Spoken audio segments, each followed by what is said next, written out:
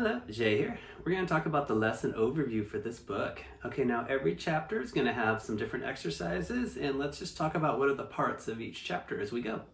Okay, now all 24 chapters consist of 4 parts, including chords, strum patterns, chord progressions, scales, and a study. There is a review every 4 chapters, and here's a breakdown of each chapter's parts. And please note that all exercises are to be repeated 4 to 8 times at different tempos, including slow, medium, and fast.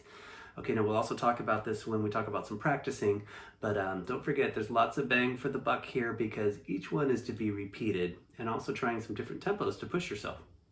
Okay, first of all, first part's always going to be chords, and that's when we're going to play 2 chords introduced each chapter. These 2 chords have particular fingerings to be used in the chord progressions of said chapter.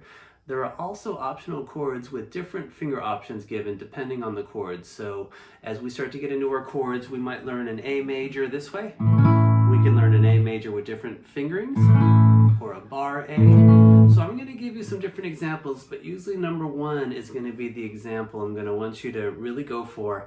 But as we go through the book, definitely check out the variations, and you could use any of these chords you'd like. But again, I'm usually working off of the first example for the default, I guess.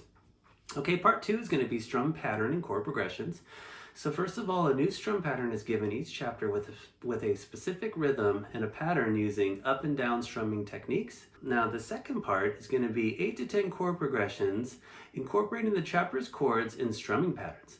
The later progressions are going to bring back chords from previous chapters and different rhythms and strumming for sight reading. So you're gonna always be reviewing in a way of chords we've already learned and some different rhythms with rest to keep everything fresh and at your fingers. And if you ever need to, just refer to those previous chapters to make sure you have those chords. Okay, part 3 is going to be scales. 2 scales are given each chapter that relate to the chapter's chords. Picking rhythms for scales will get more intricate as the book progresses. And as far as our scales go, we will also do some jamming where we'll put our chords together and our scales and make some music with it too. So that's always the goal.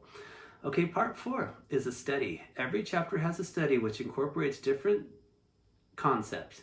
These studies are individualistic and have exercises to be repeated and try some different tempos. So study is kind of a cool way just to throw something out there, maybe a concept. It could be alternate picking, it could be muting, it could be how to pick through chords, it could be how to finger pick too. So all sorts of fun little things each chapter, but no matter what, cool concepts that I felt were essential for a beginning guitarist.